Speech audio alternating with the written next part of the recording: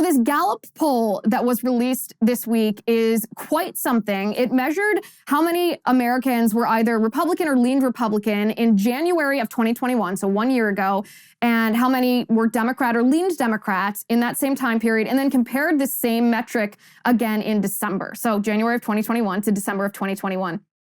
And this is the data. This is what they found. In January of 2021, there were 40% of people who identified as Republican and 49% who identified as Democrat. That's a big difference, right? 9 points difference between people who are on the left and people who are on the right. Well, fast forward to December of 2021, 47% of people identified as Republican compared to 42% of people who identified as Democrat. So that is a 7-point switch on each metric. It went from 40% GOP in January to 47% GOP in December, 49% Democrat in January, dropping to 42% Democrats in December. I mean, this is quite something. You can see this graph from Axios on the screen for those of you who are watching this. For those of you who are listening, it is a graph that shows, the nosedive of people who identify as Democrat and this uphill climb of people who are identifying as Republican. And this is very significant given everything that happened in 2021. And I think instead of just, I've seen a lot of conservatives online who are posting this, who are cheering about this, who giving themselves a pat on the back, and that's fine. Credit where credit's due. I'm not against celebrating wins, but I think we really need to understand why this happened, because if we want this to continue, if we want to actually take back Congress later this year, the 2022 midterms, then we need to make sure that we are continuing this trend. And what I mean by that is we don't want to become complacent. We don't want to count our chickens before the eggs hatch here. We want to make sure that we know exactly what's causing people's minds to change and bringing people to the Republican Party and turning people off to the Democratic Party. Because if we can continue this trend, well, it's going to be a blowout in November, which is what we want. We're going to take back the House. We're going to take back the Senate. We're going to stop Joe Biden's, at least his legislative agenda, until we can get a Republican president back in office in 2024. But some of the things that have happened this year are very important to identify, because each and every one of us, especially elected officials, should be able to explain in under 30 minutes, just, by ticking off bullet points on your hand, exactly why people are changing their minds about whether they're a Democrat and Republican. And I think a perfect example of this is a ruling that happened in Wisconsin this week. A judge ruled in Wisconsin, and remember, President Trump lost Wisconsin by about 20,000 votes to Joe Biden in 2020. This was razor-thin margins. This was very close. And there were allegations that laws were changed in Wisconsin about absentee ballots, about ballot harvesting, about drop boxes that were unmanned drop boxes. And there were allegations that these changes to these laws that happened before the election weren't done properly, that this was actually illegal to implement these practices without changing the law, which wasn't changed. So a judge just this week ruled that in fact the law was broken, that there was no authority to make these practices, to put these practices into practice, to make these changes. And this is a pretty significant thing. And the reason this is significant, obviously, is because of the questions this brings up.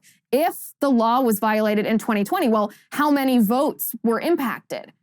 We're talking, as I said, a margin of 20,000 votes. How many votes were collected via ballot harvesting or via unmanned drop boxes that were then counted, but were cast, I guess, in violation of the state law? And of course, why didn't these lawsuits proceed as they ought to have in the immediate aftermath of the 2020 election? But it does bring up the question. So there's a difference, by the way, in voter fraud where someone walks into the polling place and shows a fake ID or claims to be a person that they are not and fraudulently casts a single ballot in the name of somebody who they are not. That's just textbook voter fraud. Well, then there's invalid ballots. Invalid ballots aren't necessarily cast fraudulently, but they are tabulated or counted in an invalid way. And that, I think, is what we're dealing with, this latter thing, this latter issue. And it is a form of voter fraud, but it's more an invalid ballot issue. Because if you're not allowed to cast a ballot and drop it in a drop box, if election officials, I should say, are not allowed to collect ballots that are collected in a unmanned 24-hour drop box, or if ballot harvesting is illegal, if somebody else is not allowed to take your ballot to the polling place to be counted, then the counting of your ballots, even if the casting of the ballot was legal, the counting of the ballot was illegal. And therefore, that vote is most likely invalid. And so up in Waukesha County, a circuit court judge named Michael Boren determined that there, quote, is no statutory authority to allow either of these practices, ballot harvesting or unmanned drop boxes, that happened in Wisconsin during the presidential election. And I mean, if you think about how many people used these practices, how many people dropped their ballots off of these ballot boxes, how many ballots were collected via ballot harvesting, again, you have to ask the question, if this violated the law in 2020, and this judge says that it did, then how many votes were impacted? And were the number of votes impacted greater than the number of votes that President Trump lost to Joe Biden by in Wisconsin in the 2020 election? And the reason that this is important is so that we all, American citizens, can have confidence in our election system, in the integrity of our voting institutions and in the integrity of our individual votes. But it also shows why so many Republicans have, or so many Democrats, I should say, have left the Democratic Party. And if they leaned left, why they're now leaning right. Because the Democrats, in the wake of the 2020 election, they ridiculed anyone who asked any of these questions.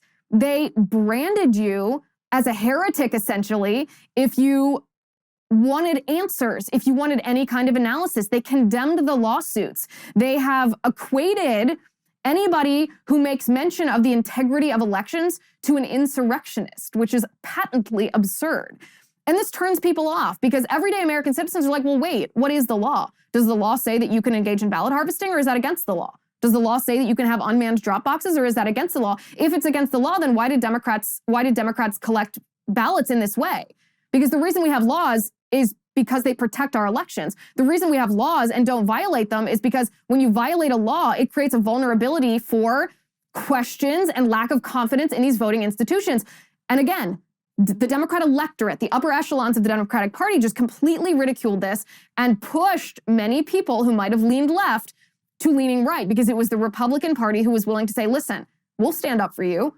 We'll stand up and protect the integrity of your vote. We will make sure that we secure the integrity of our elections so you can have confidence that when someone wins an election, you know that it was a legitimate win and you don't feel like it was seized or stolen or shady or fishy or electioneered or anything.